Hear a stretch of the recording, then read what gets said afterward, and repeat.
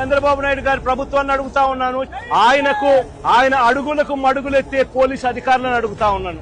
ఎందుకయ్యా ఒక రాజకీయ నాయకుడు తమ పార్టీకి సంబంధించిన వాళ్ళను కలవడం ఏమైనా నేరమా అని అడుగుతా ఉన్నాను. అలా కలవడానికి వస్తే అదేమైనా తప్ప అని అడుగుతా ఉన్నాను. ఎందుకు ఆంక్షలు పెడతా ఉన్నారు అని అడుగుతా ఉన్నాను.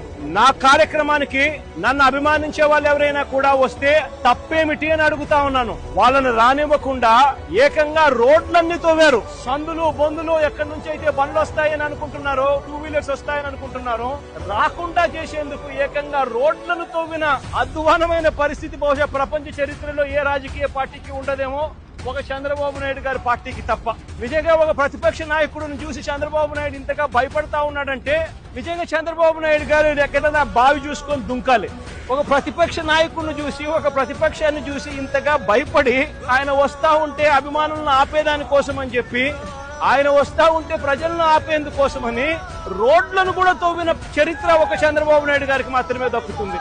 ఈరోజు దాదాపుగా 2000 పైసలకు పోలీసులు, లెక్కలేనంత మంది డిఎస్పీలు, డిఐజీ ఇక్కడే తిష్టేసినాడట. నాకు ఆశ్చర్యం అనిపించింది. అసలు వీళ్ళంతా కూడా నా సెక్యూరిటీ కోసం కాదు, వీళ్ళంతా జగన్ వస్తా ఉన్నాడు అని అంటే జగన్ ను చూడడానికి అభిమానులు ఎవరైనా వస్తారేమో, ఆ అభిమానులను ఆపడం కోసం ఇంతమందిని ఉపయోగిస్తా ఉన్నారు.